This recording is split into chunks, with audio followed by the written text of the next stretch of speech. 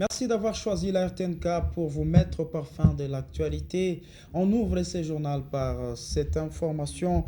Nouvelle manifestation des agents de la circonscription foncière de Walungu qui contestent la levée de la mesure de suspension de l'ancien conservateur suspendu par le ministre des tutelles. Ces agents lui reprochent une gestion opaque de ses services de l'État. Le sit-in a eu lieu ce 24 novembre 2021. Eric Chocolat.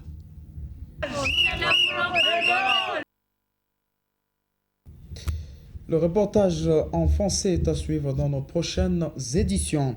Et le cadre de concertation de la société civile ensemble avec le gouvernement provincial et la section des affaires civiles de la MONUSCO s'engage pour la recherche de la solution au problème sécuritaire du territoire de Chabunda. C'est ce qui motive la tenue de consultations communautaires pour le renforcement de la cohésion sociale des habitants de Chabunda. Zozo Sakali, président du cadre de concertation de la société civile, estime que ces assises permettront aux communautés d'éviter les conflits entre elles et de vivre ensemble. Suivez. Nous sommes au terme d'une mission de pacification et qui nous a aussi poussé à organiser des consultations en vue de l'organisation d'un forum de dialogue intercommunautaire qui sera tenu ici à Chabunda dans les jours qui suivent. Il était question de consulter différentes couches de la population, entre autres les leaders communautaires, les leaders religieux, la société civile, les jeunes, la partie étatique et pourquoi pas aussi au fait toutes les organisations féminines et même des jeunes. Et à ce niveau-là, nous comme société civile, nous sommes satisfaits du résultat parce qu'au fait, nous avons tous compris que tout le monde a besoin de ce dialogue-là, tout le monde a besoin de prêcher l'unité, l'amour, la cohésion sociale et surtout la cohabitation pacifique.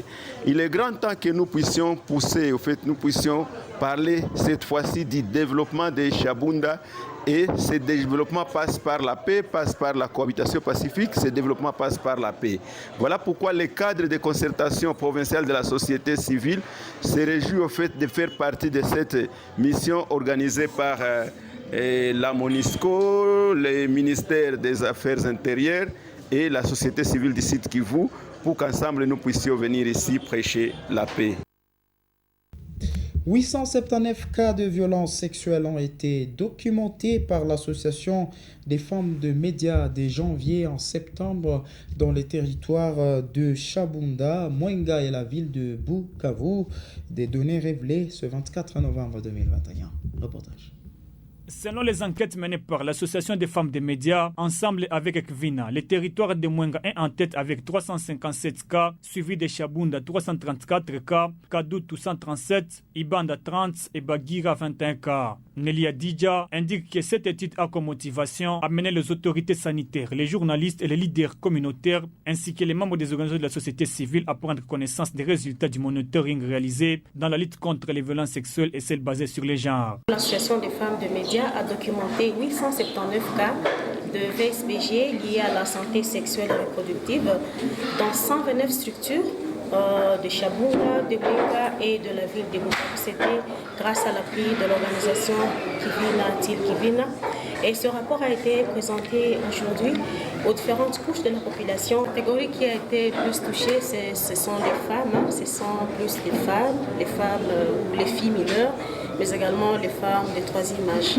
Et je dois souligner qu'à l'issue de ces assises sortiront des engagements, des recommandations que nous allons adresser aux autorités compétentes, aux autorités judiciaires, aux autorités du secteur de sécurité, afin qu'elles prennent des mesures afin de mettre fin à cette situation vécue par les femmes, cette situation qui gangrène la communauté.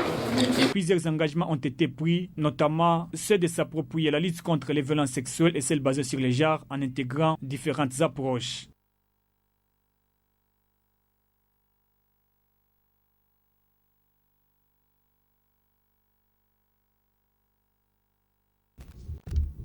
On change de chapitre dans ces journaux. Les jeunes du Sud Kivu sont appelés à s'impliquer dans le processus électoral de 2023 en République démocratique du Congo.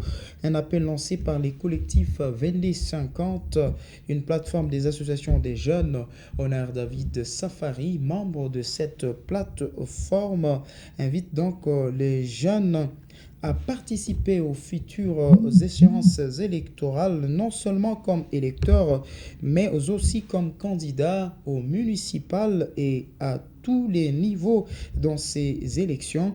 Il a dit au cours d'une session de formation organisée par les collectifs 2250 en collaboration avec la Prunelle RDC. On l'écoute. Ce n'est plus le moment d'accompagner les autres, c'est le moment désormais d'être acteurs. Nous ne devons plus être des gens qui accompagnent les autres. Nous devons être là, en train de nous battre, non seulement pour être élus, pour être électeurs, pour être observateurs, pour être à toutes les étapes du processus électoral. Parce que c'est le moment pour les jeunes et 2023 doit être notre année parce que les collectifs comme d'autres organisations des jeunes, nous nous battons pour que les jeunes soient extrêmement nombreux dans les instances de prise de décision, qu'ils soient élus à toutes les étapes de l'élection, de la présidence je ne sais pas, aux municipalités. Nous voulons vraiment que les jeunes se retrouvent et ce n'est plus le moment de continuer à dire que nous n'avons pas de capacités. Les capacités sont là. Vous avez vu que dans la salle, nous avons des jeunes qui sont candidats à plusieurs niveaux et à plusieurs élections. Le moment est venu maintenant de les accompagner et de dire plus jamais des jeunes passifs. Ainsi s'achève cette édition du journal. Merci de l'avoir suivi. Restez branchés sur le programme de la RTNK. Au revoir.